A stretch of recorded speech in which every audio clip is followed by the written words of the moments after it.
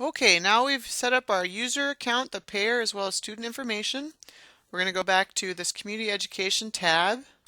Will take us to the landing page for all course catalogs hosted by IACE. Scroll down to Minnesota Wildfire Academy.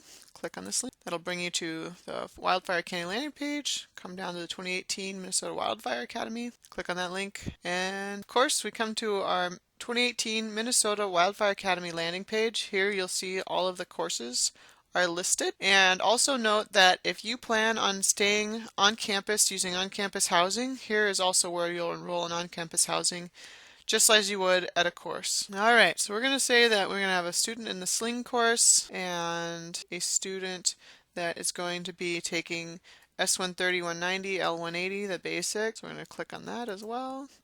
And then we have students that need to take the RT 130 annual refresher, and say we have somebody who needs to stay a night on Monday on campus.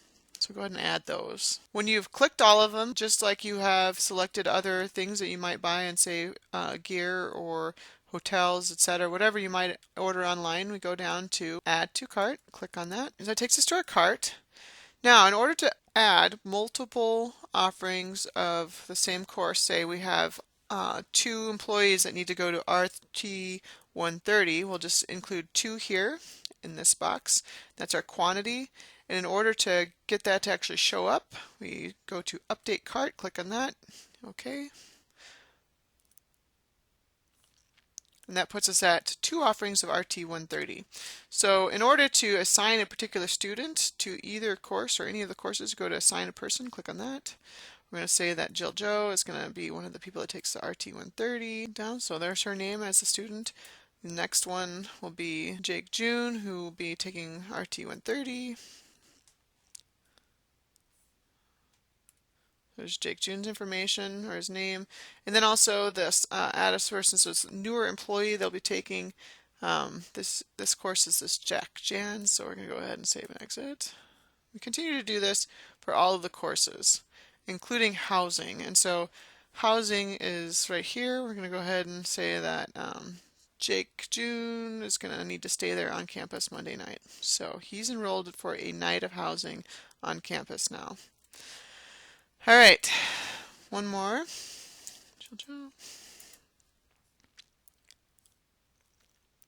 So we've assigned students to all of our courses, and you can see that we have our courses listed here, student names listed here, the dates.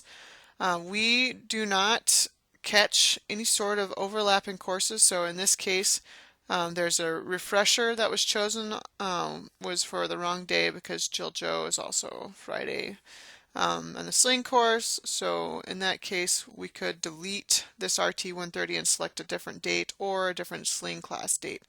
But we're going to pretend that everything's all right and move forward, so go to checkout. And we have to provide additional information. We require a middle name because we have a lot of common names in Minnesota, and so we're going to go ahead and require additional middle name for separating that person. Redundant information and collecting email addresses, but the reason why we're doing this is that we need to be able to get a hold of students individually, not just the payer, in the event that a course is canceled or something occurs and the payer or the supervisor is on vacation, that information is not disseminated to the students. Special needs is required. We're going to put none. Same for Jake June.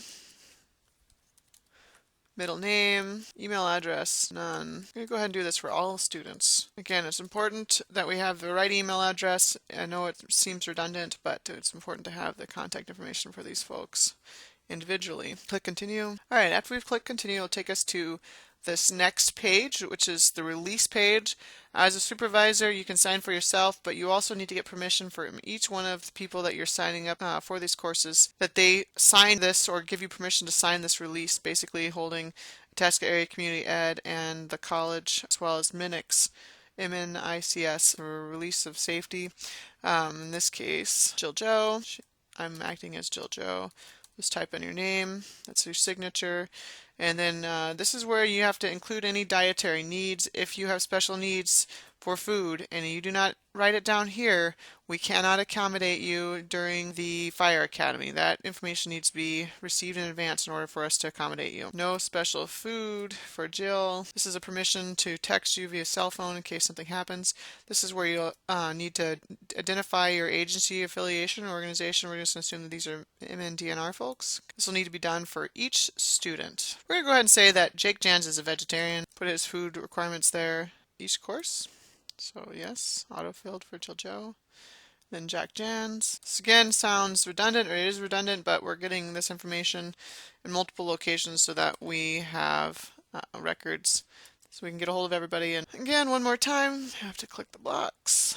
Agreeing to allow us to text you or message you via your phone. Alright, now that we've gotten through all of the releases and collecting student information, we look one more time at our courses. Everything looks good. It's everything we need. The total is $480, and now it comes down to payment information. So Jill is entered as the payer. This is where you'll provide your card type, card number here, expiration date, as well as your security code. Make sure that your information is correct. After that, you go ahead and hit submit payment. And after the payment is received and accepted, you will receive a confirmation email as well as all of the students.